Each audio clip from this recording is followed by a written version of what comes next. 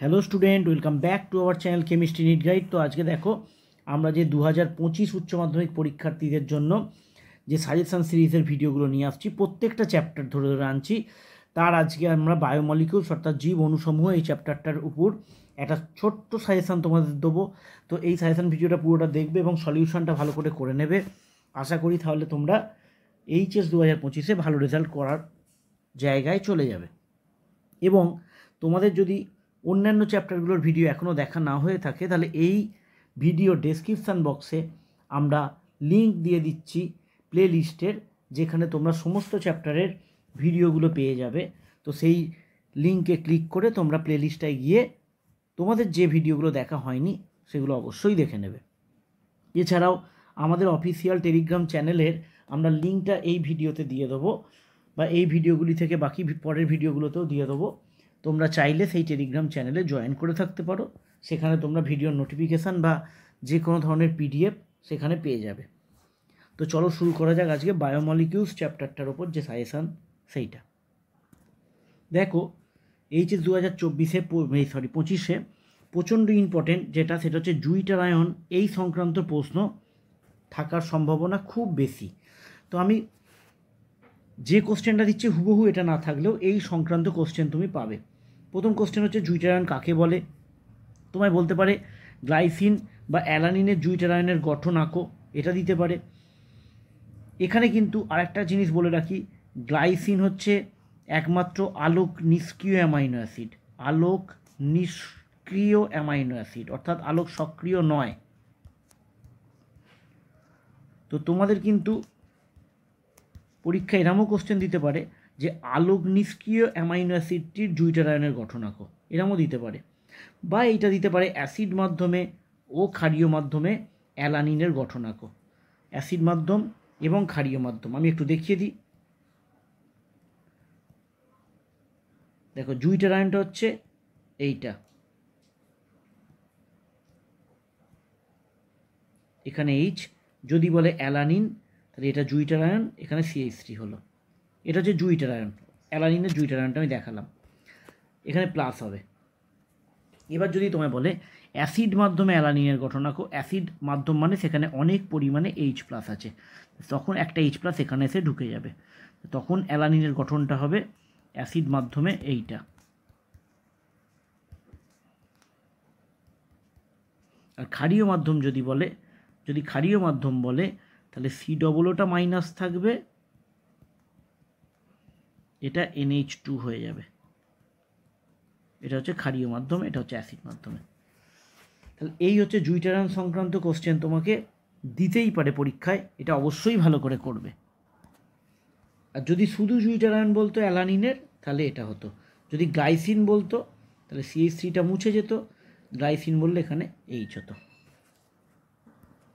তাহলে এখানে কিন্তু আমরা জুইটার আয়নকে ট্রিপল স্টারে রাখলাম, প্রচণ্ড ইম্পর্টেন্ট জুইটার আয়ন। নেক্সট কোশ্চেন, জুইটার আয়নের সাথে রিলেশান আছে সমতরিত বিন্দু কি, সমতরিত বিন্দুতে অ্যামাইনো অ্যাসিডগুলি কীভাবে অবস্থান করে।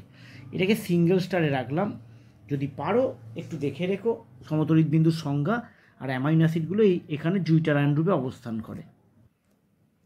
নেক্সট প্রশ্ন খুব ইম্পর্টেন্ট, 2024 আসেরই এখান থেকে কিছু, 25-এ কিন্তু খুব ইম্পর্টেন্ট, ডিএনএ আরএনএ পার্থক্য ভালো করে করবে। এবং এখান থেকে বলে রাখি যে বেসগুলো থাকে সেই বেস সংক্রান্ত MCQ, মানে নিচের কোনটি আরএনএতে থাকে না বা নিচের কোনটি দুটিতে থাকে, এই টাইপের যে MCQ সেটাও করতে হবে। ডিএনএ এবং আরএনএকে খুঁটিয়ে পড়তে হবে, পার্থক্য দিতে পারে, MCQ দেওয়ার চান্স বেশি। নেক্সট, ডিনেচারেশন অফ প্রোটিন বা প্রোটিনের ডিনেচারেশন কি, ডবল স্টার দিলাম, টুক করে সংজ্ঞা দিয়ে দিতে পারে। আর প্রোটিনের গঠন তোমরা জানো 1 ডিগ্রি 2 ডিগ্রি 3 ডিগ্রি 4 ডিগ্রি বা প্রাইমারি সেকেন্ডারি এই গঠনগুলো হয়, এইটার গঠনটা ভালো করে রাখবে, এটাকে ডবল স্টার দিলাম। শর্টে হলেও করে রাখবে, 2 ডিগ্রি প্রোটিনের গঠনটা ভালো করে তোমরা করে রাখবে। পেপটাইড বন্ড থেকে কোশ্চেন এসছে, পেপটাইড বন্ড কি বা গ্লাইঅ্যালা পেপটাইড বন্ডের গঠন আঁকো, এই ধরনের কোশ্চেন এসছে। তাই এটা এই বছর না করলেও তোমাদের মনে হয় না খুব একটা অসুবিধা হবে, যদি পারো দেখে রাখতে পারো। নেক্সট বলি, দেখো গ্লুকোজের বিক্রিয়া তোমরা জানো, তোমাদের সিলেবাসের মধ্যে আছে, অনেক কটা বিক্রিয়া আছে, কোনটা দেবে তো বলা মুশকিল। এইটা ফিনাইল হাইড্রোজেনের সঙ্গে বিক্রিয়াটা ইম্পর্টেন্ট, কিন্তু কোনো বছরই দেয়নি এখনো অবধি, করে রাখতে হবে। এছাড়া তোমরা যেটা ছক বানিয়ে নিতে পারো, গ্লুকোজের সঙ্গে টলেন্স বিকারকের কী বিক্রিয়া হয়, ফেলিং দ্রবণের কী বিক্রিয়া হয়, NaBH4 এর কী বিক্রিয়া হয়, HNO3 এর বিক্রিয়া কী হয়, ব্রোমিন জলের সঙ্গে বিক্রিয়া 2023 সালে এসছে, C6H5 NHNH2 হাইড্রোজেনের সঙ্গে বিক্রিয়া ফিনাইল হাইড্রোজেনের সঙ্গে, HiO4 অক্সিডেশন HCN এর সঙ্গে বিক্রিয়া, NH2OH এর সঙ্গে বিক্রিয়া ঘটালে কি ঘটবে সমীকরণ সহ লেখো। আমি একটা ছকের মধ্যে করে দিলাম, তোমরা যদি এরকম করে ছকের মধ্যে প্রোডাক্টগুলোকে লিখে রাখতে পারো তাহলে অতি সহজে তোমাদের কিন্তু এটা রেডি হয়ে যাবে। এবং এখান থেকে বলা খুব মুশকিল কোনটা আসবে কোনটা আসবে না, এখান থেকে কিন্তু যে কোনো একটাও দিতে পারে, বা এরম কোশ্চেন দিতে পারে যে গ্লুকোজ থেকে পরিবর্তন করো, এই টাইপের একটা দিয়ে দিল। তো এই টাইপেরও কোশ্চেন দিতে পারে, যেটা বিক্রিয়ার মাধ্যমে তোমাদের কভার হয়ে যাবে। নেক্সট দুটো কোশ্চেনকে আমি ট্রিপল স্টার দেবো, হয়তো আসেনি কোনো দিনও, কিন্তু খুব ইম্পর্টেন্ট কোশ্চেন। গ্লুকোজ ও ফ্রুক্টোজ একই ওসাজন উৎপন্ন করে, ব্যাখ্যা করো।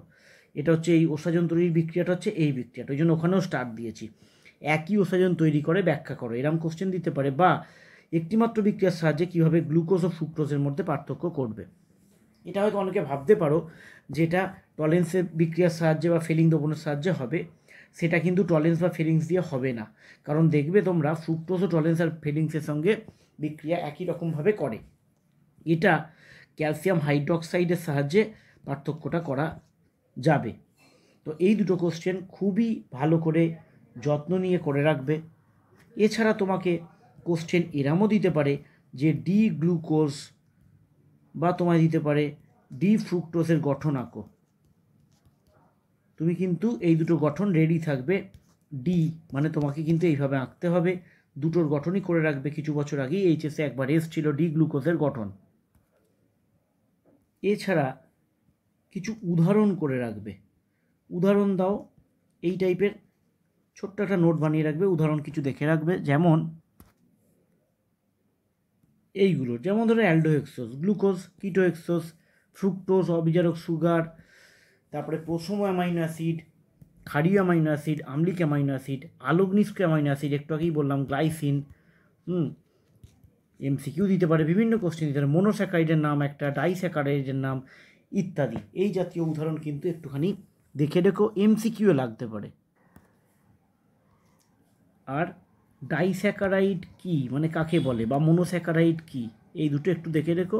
কোনো এক বছর ফট করে দিয়ে দিয়েছিল, যদিও আনইম্পর্টেন্ট কোশ্চেন এইটুকু। আর এটাই হয়ে গেল মোটামুটি সাজেশান এই চ্যাপ্টারের। এর বাইরে তোমরা বায়োলজিতে পড়েছো, দেখবে এখানে ভিটামিন আছে বা হরমোন আছে, এইগুলো থেকে কোশ্চেন দিলে আশা করি তোমরা বায়োলজি দিয়ে কভার করে দিতে পারবে। তো এইটাই ছিল আমাদের এখানকার মোটামুটি সাজেশান। এগুলো ভালো করে যাও, আশা করি তোমরা পারবে। দেখা হবে নেক্সট অন্য কোনো চ্যাপ্টার নিয়ে।